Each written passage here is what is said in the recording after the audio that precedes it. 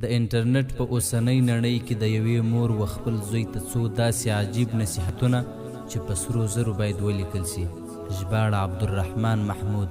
د ګوګل او فیسبوک او ټویټر او واتساپ او نور اجتماعي شبکې داسې عمیق دریاب دی چې د ډیرو رجالو اخلاق پکښې ضایع سوه، عقلونه یې پکښې سلب سوه او د دې دریاب څپو د ډیرو پیغلو نجونو حیا غرقه کړه.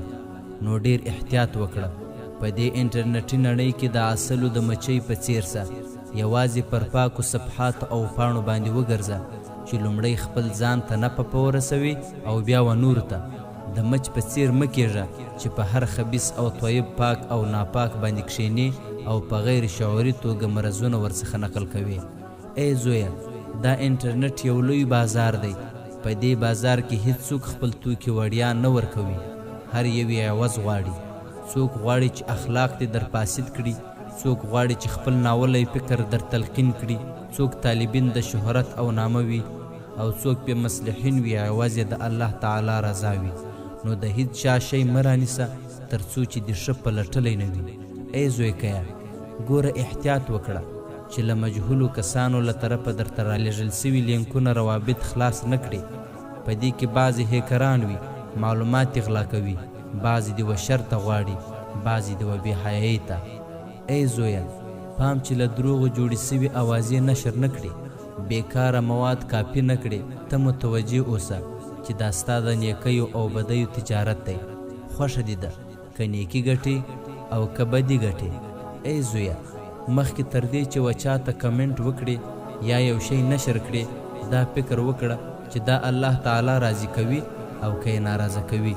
ای زویه، د هغه چا پر ملګرتیا ډیر باور مه کوه چې په سترګو دې نه وي لیدلی. پر یو چا د هغه د لیکنو له مخې حکم مه کوه. دلته د ډیرو مخونه بدل دي، صورت او سیرت سره مختلف وي. ای زویه، له جعلي او مستعار نوم لرونکو څخه ځان وساته، ځکه دوی خپله پر خپل ځان اعتماد نه لري، نو به څنګه اعتماد ورباندې وکړي. او احتیاط چې ښځینه مستعار نوم استعمال نه کړي. رب تعالی ته خو د ټول پټ او ښکاره علم سته او پرې خبر دی. ای زویه، هغه څوک چې بد درته ووایي ته ورته بد مه وایه. هغه د خپل ځان او اخلاقو تمثیل کوي او ته د خپل ځان. ای زویه، چې څه لیکي ښه تحقیق یې کوه.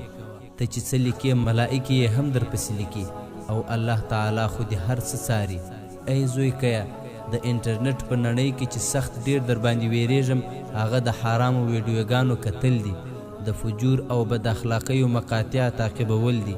که دې خپل ځان محسوس کړ چې تر دې خطر تیر سوی نو بیا له دې انټرنیټه فایده واخله، خپل دین نشر کړه، اسلام ته خدمت وکړه. او که دې خپل ځان محسوس کړ چې په حرامو پسې تعقیب یې نو بیا له دې انټرنیټه داسې وتښته لکه د خوړونکي زمري څخه چې تښتې. که نه وي اور به دې مسکن وي او خپل خالق ته به ورځې د قیامت او حساب او کتاب په ورځ. ای زویه، د شیطان دوې مهمې لارې دي چې انسان ته پرې داخلیږي، یوه د غفلت او بله د شهوت لاره ده، او دا دواړه د انټرنیټ عمده ستونان دي. نو کوشش وکړه چې پکښې هلاک نسي. ای زویه، دا انټرنیټ ستا د خدمت کولو لپاره پیدا سوی، نه د دې لپاره چې تا استخدام کړي. دا د خپل ځان لپاره حجت وګرځوه، نه پر ځان باندې حجت. مه یې پرېږده چې تا ونړوي، بلکې ځان په آباد کړه.